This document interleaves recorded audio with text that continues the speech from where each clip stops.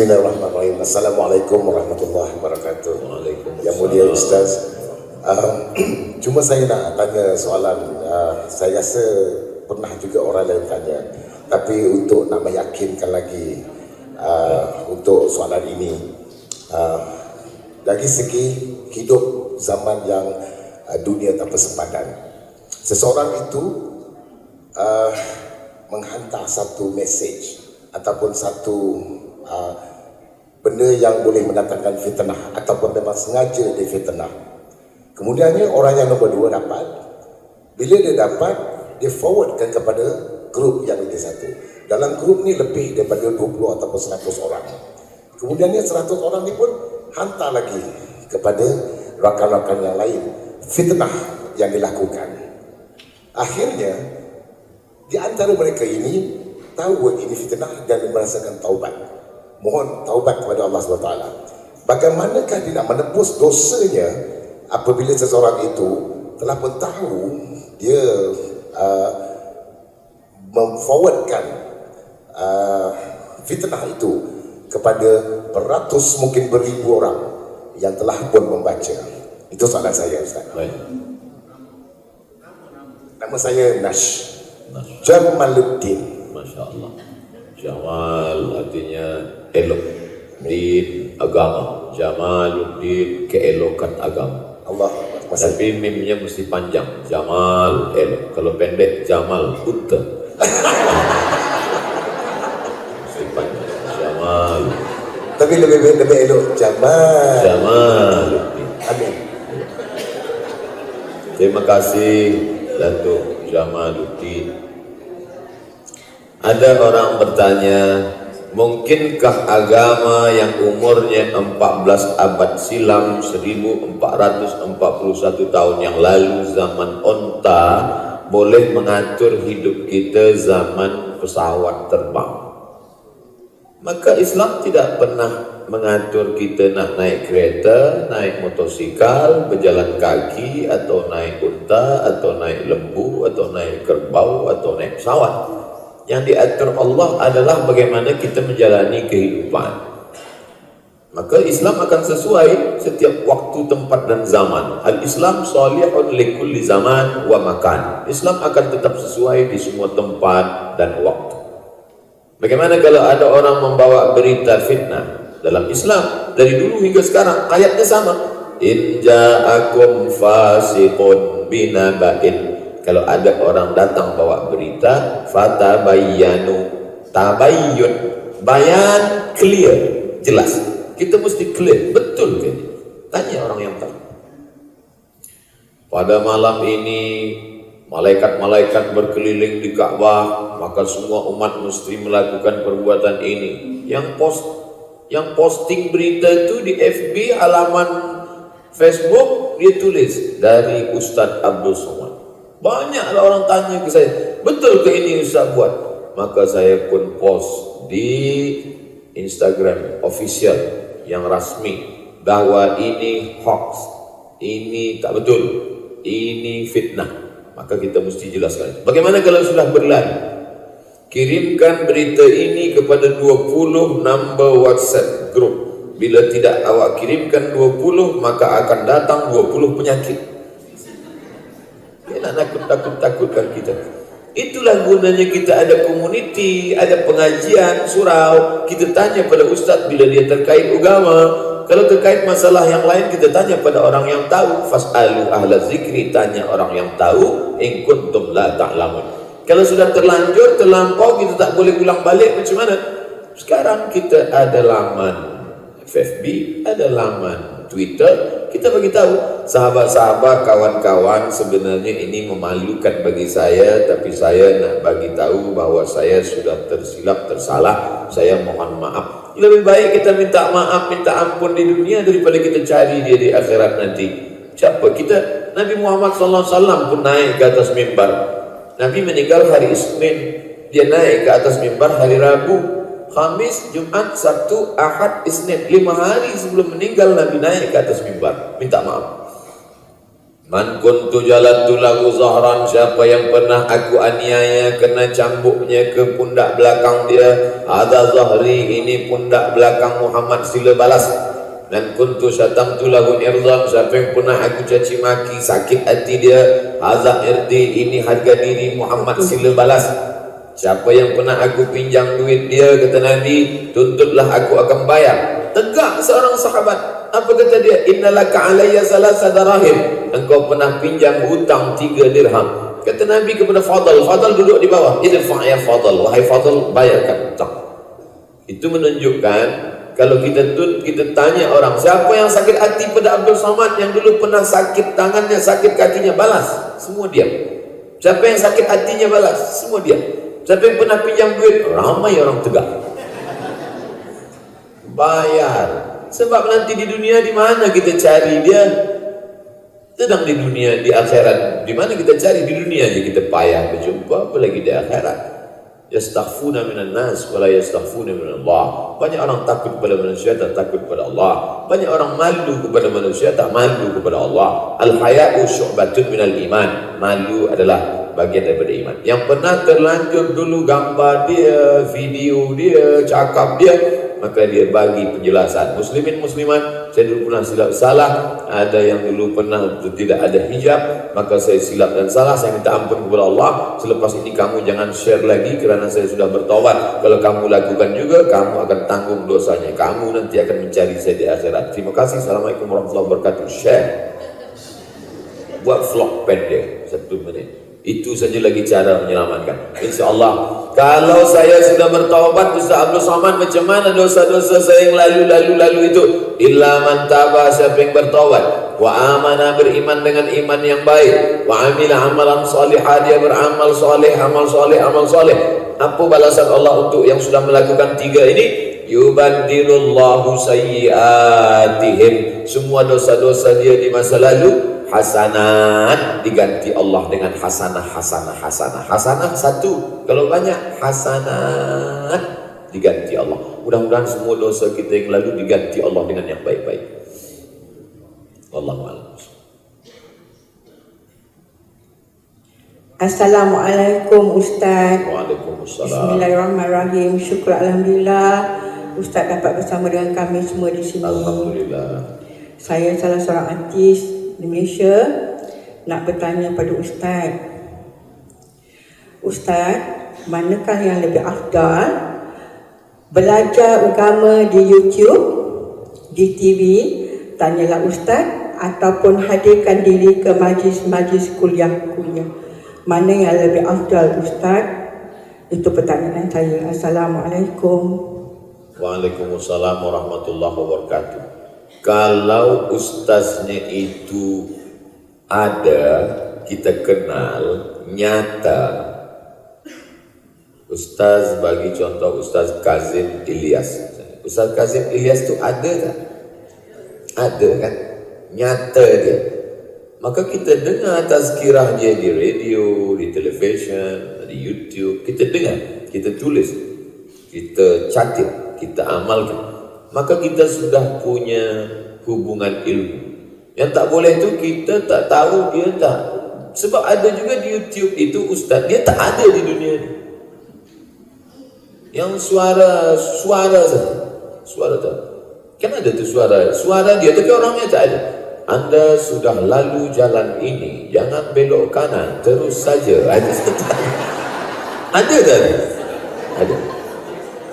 Jadi tak ada di dunia. Entah siapa dia belajar di mana, apa akidah dia. Kita mesti tahu tuan guru kita ini akidahnya adalah Asy'ari, fiqhnya Syafi'i, tasawufnya Sunni, bukan tasawuf falsafi. Dia beramal, bukan hanya bercerita tapi dia tak beramal.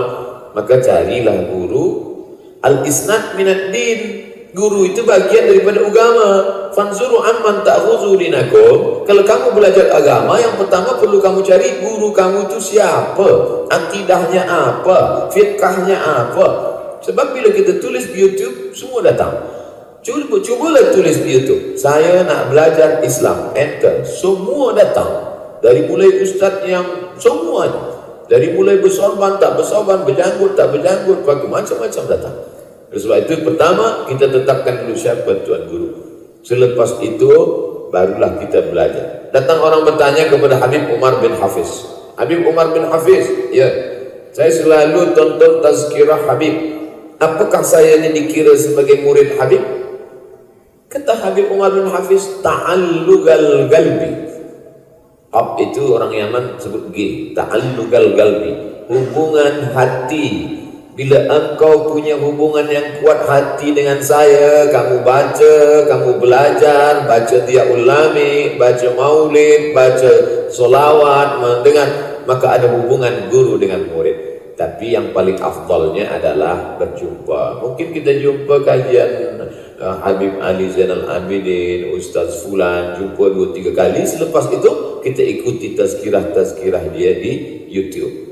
Tapi jangan kerana nak mengejar yang afdal, lalu yang di radio, yang di televisyen, yang ini, awak ada tak ikut dia di YouTube? Tak, saya nak jumpa terus. Yang YouTube tak tengok. YouTube ni bid'ah, wa kullu bid'atin dhalalah, wa kullu dhalalatin finnar. Tak ada zaman Nabi. Ini wasilah, ini cara. Ulama dulu pun kita tak jumpa. Mana kita jumpa dengan Imam Bukhari? Mana kita jumpa dengan Imam Syafi'i? Maka pakai radio, television, Al-Hijrah TV, radio Islamic radio, kemudian buku, YouTube. Ini semua kita guna baik. Tapi kenali dia ustaz yang betul-betul supaya kita tak terpesong keluar daripada Ahlus Sunnah wal Jamaah. Wallahu a'lam. Waalaikumsalam.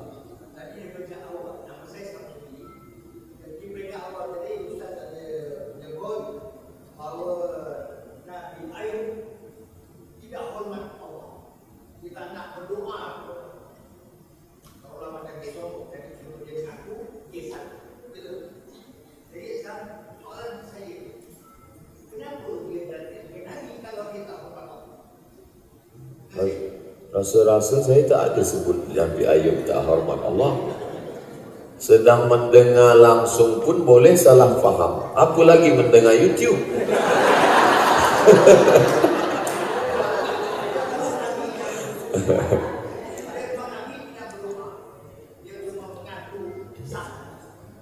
Mereka malu meminta kepada Allah, malu mengadu kepada Allah. Orang yang malu mengadu kepada Allah itu akhlaknya tinggi.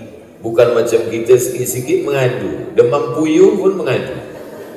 Oleh sebab itu mereka ini orang berakhlak, malu kepada Allah. Maka kata dia, Rabbana zalamna anfusana, Rabbi anni massaniyad durru wa anta arhamur rahimin. Nabi Nuh alaihissalam, Nabi Nuh manakala nampak dia anak dia akan tenggelam, tak ada dia minta kepada Allah, ya Allah selamatkanlah anakku ya Allah. Tak ada. Cuba cari hadis yang ayat yang menyebutkan ya Allah selamatkan anakku, tak ada. Apa kata Nabi Nuh alaihissalam? Ya Rabbi inna bni min ahli. Ya Rabbi ya Allah, inna bni anakku, min ahli keluargaku. Ya Allah anakku keluargaku. Tak ada dia cakap selamatkan dia ya Allah. Nabi Nuh malu meminta kepada Allah Subhanahu wa taala. Bila yang di atas kita ni malu, maka kita pun berakhlak, beradab kepada Allah. Jangan memaksa-maksa Allah, tapi kita tetap berdoa mengikut sunnah Nabi Muhammad sallallahu alaihi wasallam. Makanya saya setiap majlis tetap ditutup dengan doa. Nanti selepas tazkirah ini kita tetap berdoa. Tazkirah saya ini jangan dipotong, di-cut supaya orang faham secara sempurna. Itulah gunanya kita buka soal jawab. Bayangkan kalau tadi lepas tazkirah kita balik, tak ada soal jawab. Esok keluar di newspaper, Abdul Somad mengajarkan Nabi tak nak berdoa kepada Allah. Nah, tak hormat kepada Allah. Nabi Musa berdoa kepada Allah. Rabbi syrah li sadri wa yassir li amri wahlul 'uqdatam min lisani yafqahu qawli waj'al li waziran min ahli. Berikanlah aku seorang yang boleh menolong aku dalam dakwah ini, Harun akhi, Harun saudaraku. Nabi Ibrahim berdoa, Rabbi habli minas salihin. Nabi Zakaria berdoa, Rabbi habli min ladunka dzurriyyatan thayyibah. Ibadur Rahman berdoa, Rabbana hab lana min azwajina wa dzurriyyatina qurrata a'yun waj'alna lil muttaqina imama. Nabi Muhammad berdoa, idza sa'altumullaha fas'aluhul firdaus. Nabi Muhammad berdoa dari Isya sampai subuh malam Jumat 17 Ramadan, malam perang Badar 2 Ramadan. Dia angkat tangannya, jatuh sorbannya dihembus angin. Datang Umar bin Ali bin Abi Thalib mengambil sorban naik ke atas. Kata Sayyidina Abu Bakar Siddiq mengambil sorbannya jatuh. Hasbuka ya Rasulullah, cukuplah itu Rasulullah, tak usah berdoa lagi ya Rasulullah. Kata Rasulullah, aku tetap berdoa. Jadi yang saya ceritakan tadi bagaimana adab malu sebahagian Nabi supaya kita pun beradab kepada Allah. Tapi kita tetap berdoa, saya tetap berdoa. Cuma jangan memaksa. Allah pula dia paksa. Tak kabul, marahnya pada ustaz pula. Ustaz Somad, kenapa doa saya tak dikabulkan Allah? Kalau saya nak marah, saya boleh balas balik. Kenapa marah ke saya? Tapi kerana jamaah, saya jawab. Nabi Musa alaihissalam 40 tahun tersesat di lembah Tih, baru dikabulkan Allah. Nabi Ibrahim alaihissalam minta anak soleh 86 tahun, baru lahir Ismail. 99 tahun, baru lahir Ishak. Nabi Muhammad SAW berdoa minta pindah arah kiblat, turun ayat fawalli wajhaka syatral masjidil haram, pindahlah dari Masjidil Aqsa ke Masjidil Haram 17 bulan. Nabi Muhammad 17 bulan, Nabi Musa 40 tahun, Nabi Ibrahim 86 tahun. Awak berdoa bila? Pagi tadi. Apa ni? Sesungguhnya bila kita berdoa lama dikabulkan Allah. Kira-kira kalau kita berdoa lama dikabulkan Allah, Allah suka atau tak suka? Allah suka dengan doa kita. Sebenarnya senang aja Allah nak kabulkan. Innama amruhu iza arada syai'an ayakula lahu kun fayakun, selesai. Dia suka menengok kita meneleh air mata di tengah malam. Ya Allah, ya berdoa. Jadi sekarang banyak orang selepas sembahyang tak ada doa. Awak tak berdoa lagi? Doa yang lama aja belum diterima, apa tambah baru lagi? Apa ni? Tetaplah berdoa. Wallahu a'lam bishawab. Assalamualaikum Ustaz. Waalaikumsalam. Sebelah sini Ustaz. Saya Abdi Zain atau di Malaysia kenal Bocil. Saya dari Aceh. Sebetulnya banyak pertanyaan karena susah mau ketemu Ustaz kan. Tapi kalau saya tanya semua nanti Ustaz nggak pulang-pulang. Pertanyaan saya yang pertama, saya selalu lihat ibu saya setiap saya pulang Jumat, dia selalu baru sholat zuhur. Setiap saya pulang Jumat selalu sholat zuhur. Mak, kenapa tunggu saya? Saya bukan tunggu awak, tapi tunggu habis orang Jumat pulang. Sebenarnya setahu saya habis azan baru zuhur, ya kan? Nanti kalau saya lambat, mak tak sholat pula, gitu kan? Oke, itu yang pertama. Yang kedua, saya selalu lihat kawan saya setelah kepergian emak dia selalu macam bercakap. Ini pertanyaan dari dia lah. Dia selalu tanya, mak apa kabar? Mak, saya mau kerja dulu. Sekali itu saya tegur, sebetulnya rasanya kurang baik. Untuk meyakinkan itu, macam mana pandangan Ustadz yang Ustadz tahu? Terima kasih. Assalamualaikum. Waalaikumsalam warahmatullahi wabarakatuh. Dulu masa di kampung, selepas balik sembahyang Jumat, masuk ke rumah, baru mak saya sembahyang zuhur. Jadi bukan mak tuan saja, mak saya pun begitu juga. Dari mana mak-mak kita ni dapat kaji ni? Dari guru-guru dia. Sebab guru-guru dia dalam mazhab Syafi'i ini ihtiyat, kehati-hatiannya tinggi. Tuan-tuan guru sekarang berkata bila waktu zuhur dah masuk, sembahyang zuhur lah. Tapi ulama dulu takut dia. Sebab masa itu jam belum ada lagi, tengok matahari kadang-kadang mendung. Dari mana supaya yakin 100% bahawa zuhur sudah masuk? balik mereka sembahyang Jumat baru. Tapi zaman sekarang terbalik. Bila puan tunggu laki dia balik sembahyang Jumat, tak balik-balik sebab dia minum kopi dulu. Zaman dah berganti, zaman dah berubah.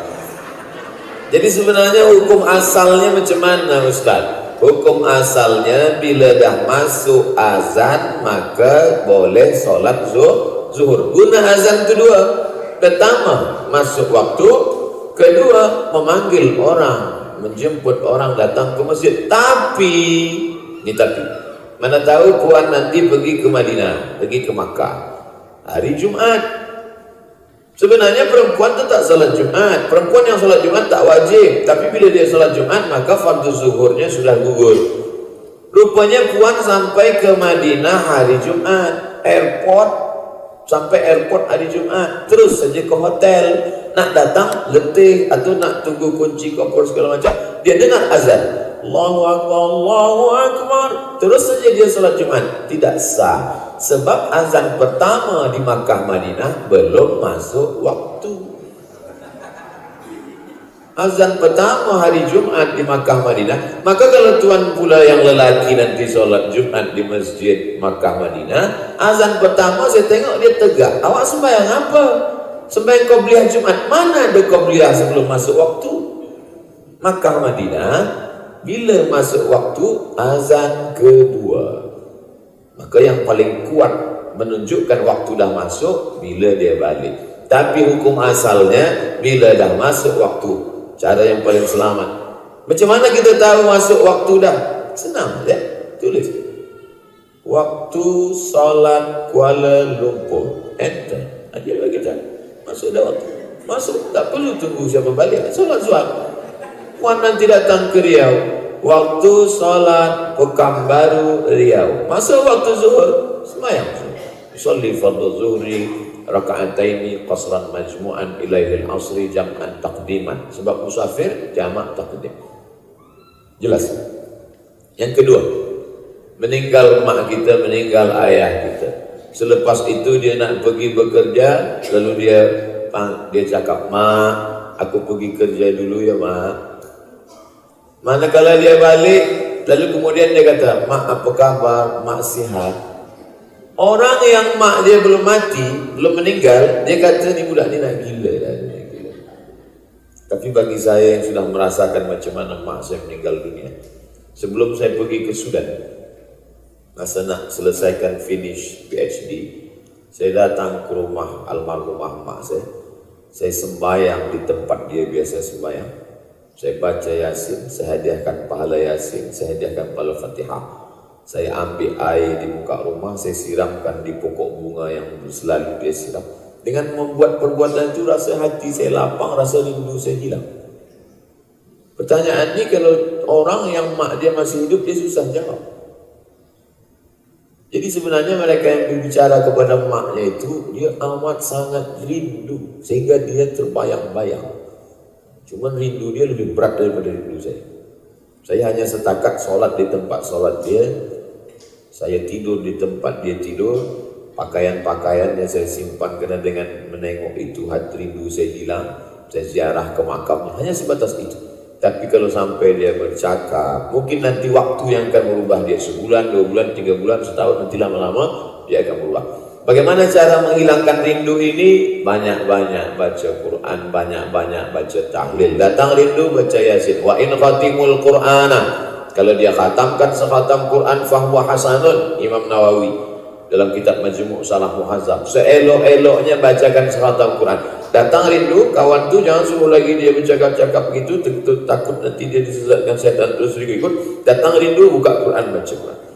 Saya tak boleh baca Quran, baca Yasin. Tak boleh baca Yasin, baca Fatihah. Tak boleh baca Fatihah, matilah. Untuk almarhumah ma'al Fatihah. Beli beras, beli minyak, beli gula, beli semua, masukkan ke box, antar ke fakir miskin untuk wakaf almarhumah mak. Nampak masjid yang belum selesai, datang, tanya pengetua, pengerusi masjid, apa yang perlu saya tolong. Pergi ke kampung-kampung yang susah, tolong. Maka itu saja yang boleh menenangkan hati kita. Bagi yang kehilangan mak, kehilangan ayah, kehilangan keluarga.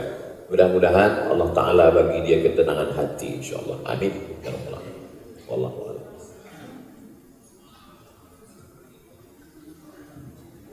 Assalamualaikum Ustaz.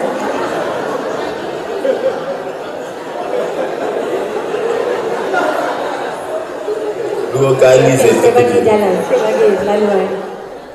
Okey.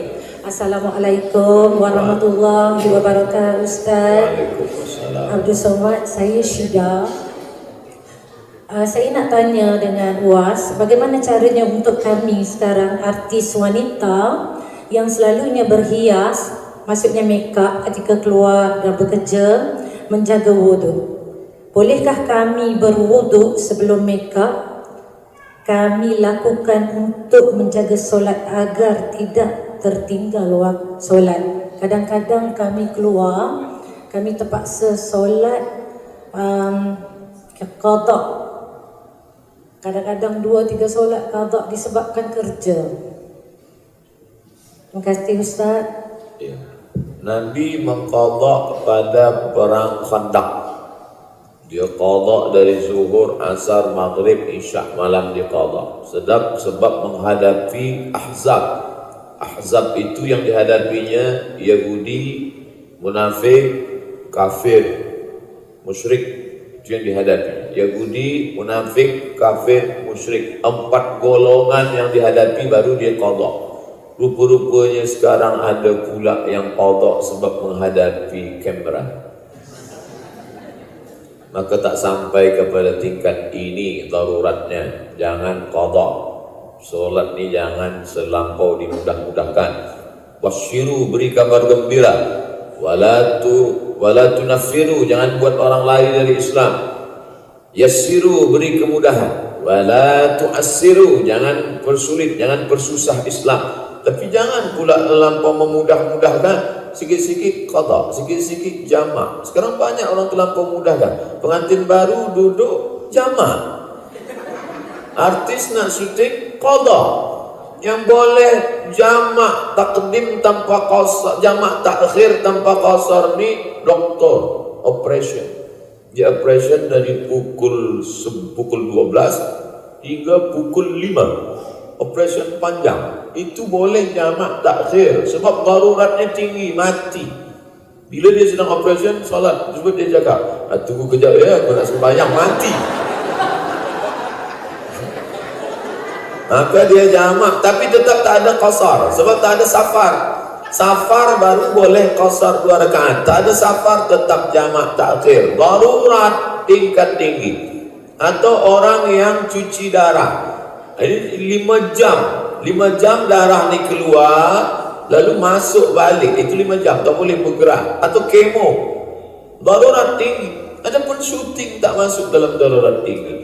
Maka mesti sembahyang bersama-sama. Artis lelaki sembahyang, artis perempuan sembahyang, kameramen sembahyang. Sembahyang bersama supaya datang barakah. Saya dah sampaikan. Nak ikut, tak nak ikut, neraka jahanam dah siap.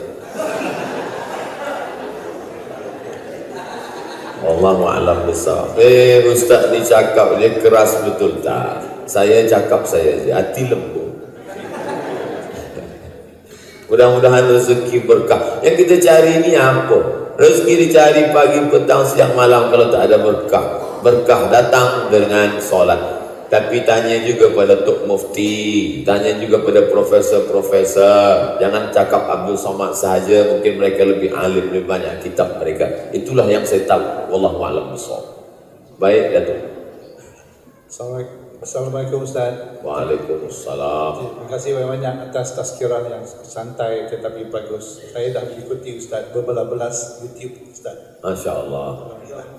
Saya Haji Abdul Rahim, siap surau ni. Siap dah 18 tahun dah. Jadi sebenarnya saya bukan pertanyaan tetapi nak berkongsi dan ada kaitannya dengan pertanyaan puan tadi dengan artis.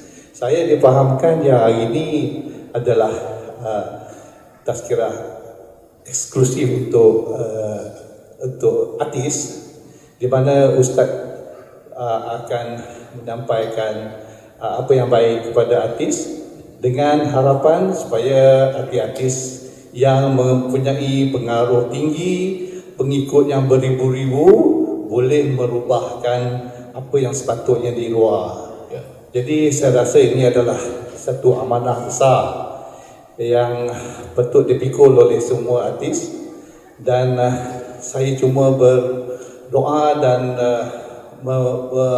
berharap semua artis-artis yang ada di sini dan di luar sana dapat menyampaikan apa yang baik, terutama daripada Ustaz Samad yang kita dengar hari ini dan di YouTube yang sudah berpuluh-puluh tu, kerana apa yang saya lihat, keadaan akhlak dan keadaan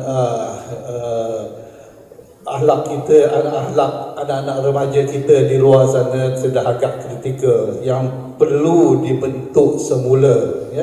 Jadi saya rasa pihak artis boleh memainkan peranan yang penting, kerana saya rasa mereka memikul amanah yang besar.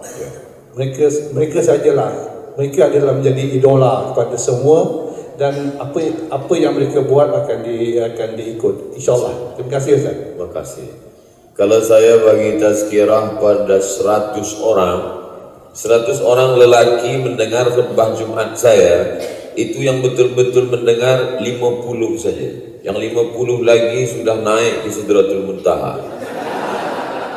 Dari yang 50 itu, yang ingat kaji hingga balik tinggal 30. Yang 20 tertinggal di tepi jalan.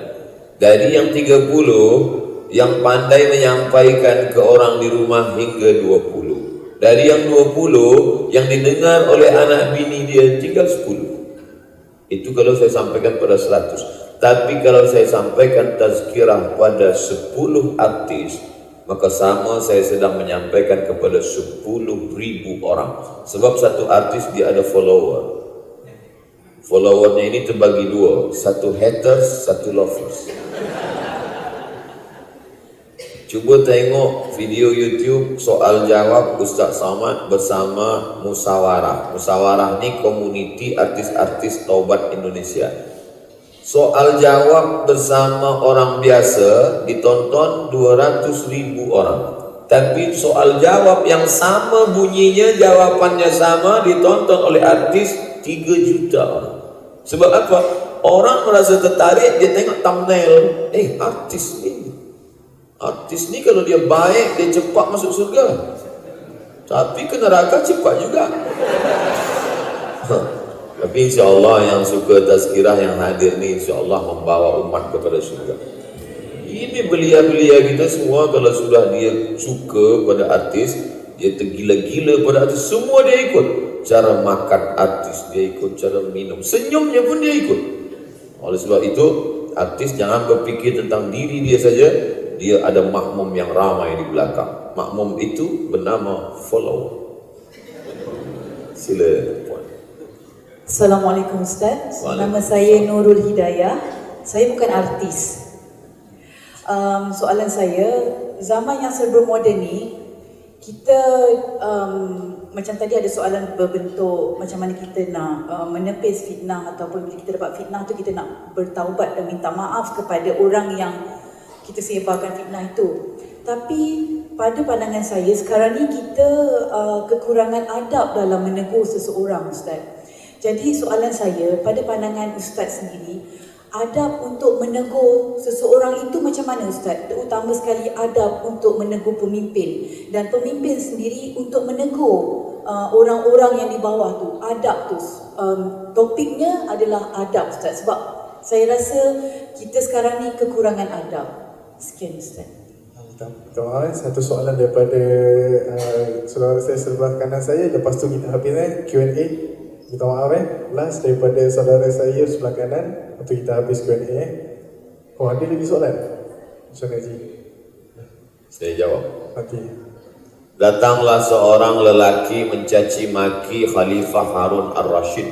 Hai Harun Ar-Rashid, engkau jahat, engkau pemimpin tak adil, engkau mungkar. Kata Harun Ar-Rashid, cuba tengok firman Allah tentang Musa kepada Fir'aun.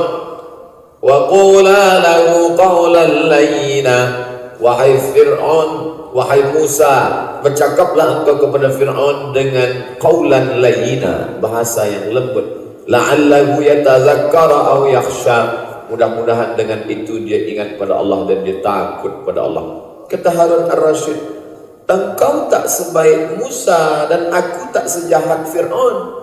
Kenapa cakap engkau lebih kasar daripada Musa dan lebih menyakitkan daripada ucapan Musa kepada Fir'aun? Engkau tak sebaik Musa dan aku tak sejahat Fir'aun. Oleh sebab itu ada adab-adab. Kita ada ulama, kita ada parlimen, kita pula tinggal di negara demokrasi. Maka disampaikan melalui cara-cara yang sesuai dengan kehidupan modern tanpa meninggalkan adab Islam, moral, Islamic morality, etik, akhlakul karimah. Maka insyaAllah bila kita sampaikan innama anta munzir, wahai Muhammad SAW, engkau hanya menyampaikan saja, lasta alaihim bimusaitir, engkau tak ada kuasa untuk memaksa orang lain, la ikraha fiddin, tak ada paksaan dalam agama. Maka afa anta tukrihun nasa hatta yakunu mu'minin, apakah engkau memaksa orang lain sehingga orang percaya? Nabi Muhammad SAW pun tiada daya untuk memaksa. Kita hanya jelaskan, qulil haqqa min rabbik, sampaikan yang hak itu dari Allah, faman syaa falyu'min wa man syaa falyakfur. Siapa yang hendak ikut, siapa yang tak hendak tak ikut. Ancaman dari Allah Subhanahu wa taala. Mudah-mudahan kita tetap berpegang pada akhlakul karimah. Wallahu a'lam. Itu adil sebab tadi mula dengan perempuan, kita last dengan lelaki dan kembali kepada perempuan untuk habis kita adil last lelaki dan soalan satu daripada muslimat okey, muslimin. Assalamualaikum Ustaz. Waalaikumsalam. Saya Roslan Shah, saya artis. Saya beritahu awal-awal. Okey, baiklah. Baru-baru ni ibu tercinta saya baru meninggal. Sekarang dah 46 hari. Saya terkilan kerana saya tidak dapat memandikan jenazah ibu saya kerana diberitahu daripada pihak tukang mandi wanita. Sebelum ibu saya meninggal, saya menguruskan ibu saya mandi, buang najis, kemaluan dia semua saya cuci kebersihan. Dan saya tertanya-tanya diri saya, adakah saya masih ada hidup? Saya bersalah tidak kerana kakak saya sibuk, saya sekali yang menguruskan ibu saya mandi daripada ujung kaki sampai ujung rambut. Dan selepas dia meninggal, saya tidak dapat memandikan.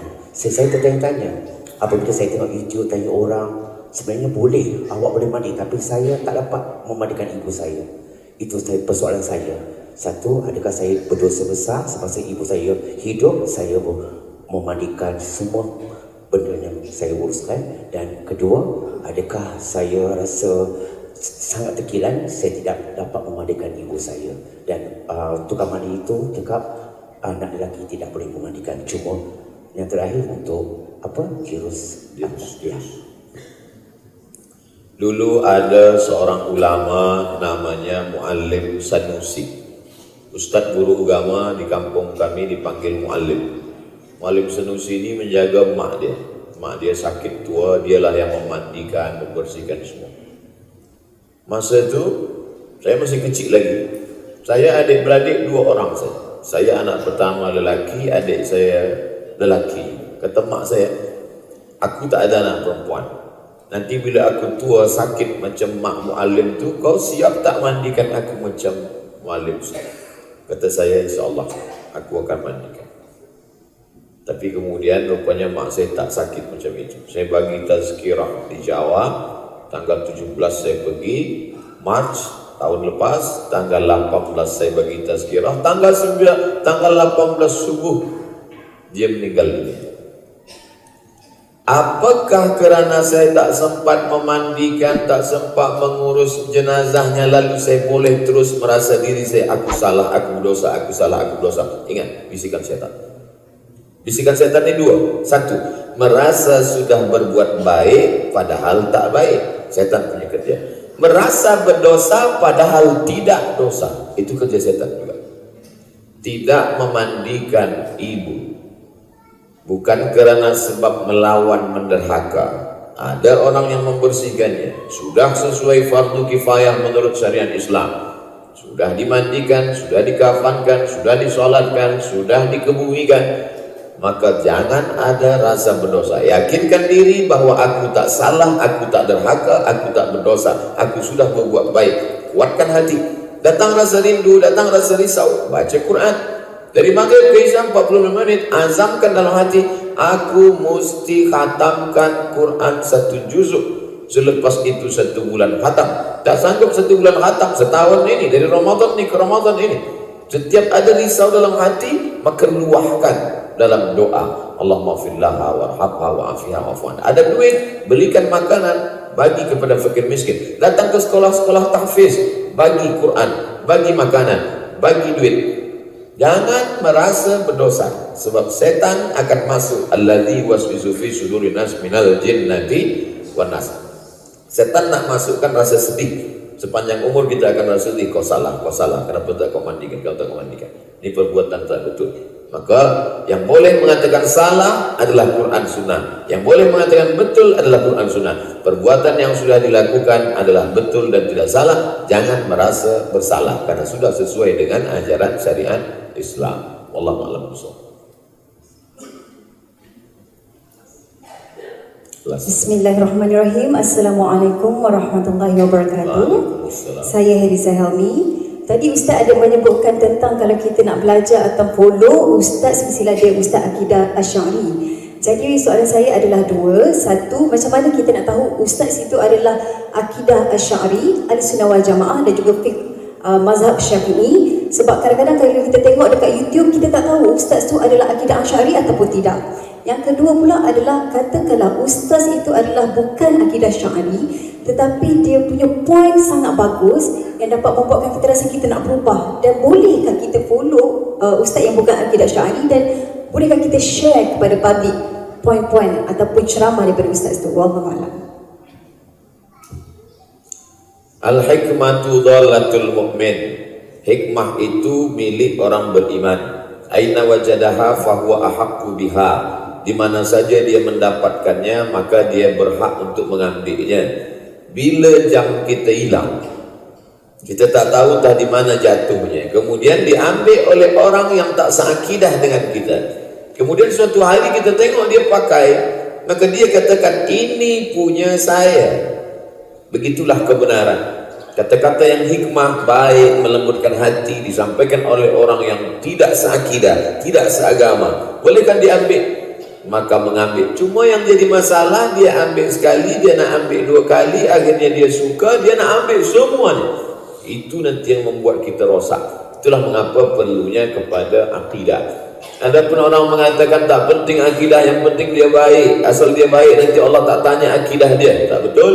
Orang yang tidak akidah, asyhadu an la ilaha illallah wa asyhadu anna muhammadar rasulullah wa may yabtaghi ghairal islami dina, siapa yang mencari agama selain daripada ini, fala yuqbala minhu, dia tak diterima, wa huwa fil akhirati minal khasirin, di akhirat dia termasuk orang yang rugi. Oleh sebab itu maka kita tengok akidah. Dari mana kita tahu bahawa dia akidah Asy'ari, fiqhnya Syafi'i, tasawufnya Sunni?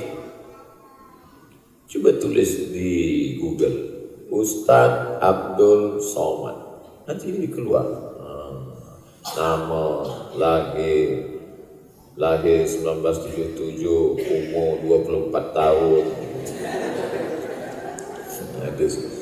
Dia belajar di mana, BA di mana. Itulah kita ambil. Sebab bila dia tidak akidah Ahlussunnah wal Jamaah Asy'ari, kita khawatir, kita ikut, kita terpesong.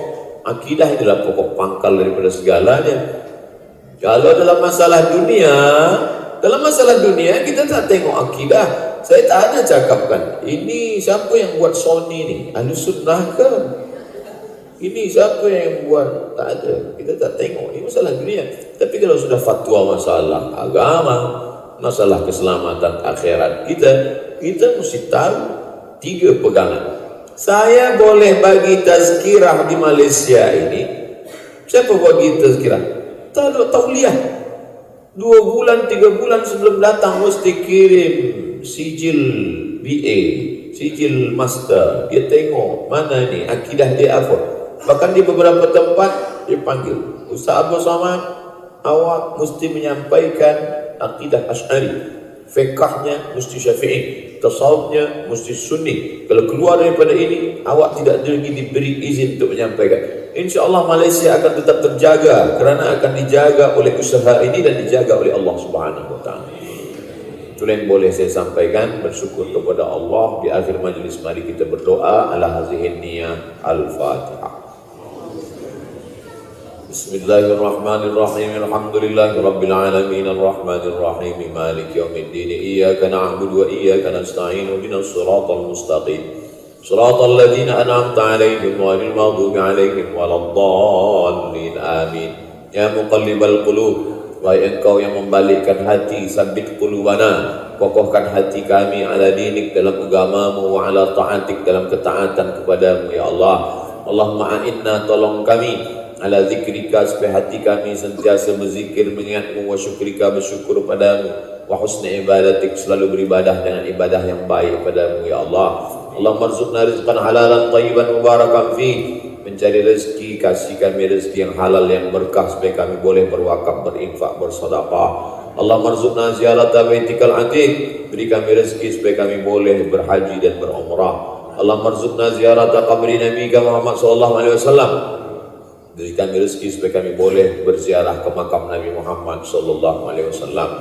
Rabbana ighfir lana dzunubana, ampunkan dosa kami, wali abaina, ayah kami, wali ummahatina, ibu kami, wali azwajina, pasangan hidup kami, wali dzurriyyatina, anak cucu keturunan kami, wali man hadarana, semua yang hadir di majlis ini ampunkan semua silap salahnya ya Allah. Wali man ghaba anna, yang ikut tapi tak boleh datang sebab ada uzur, maka berikan mereka juga ampunan, rahmat dan ridhamu ya Allah.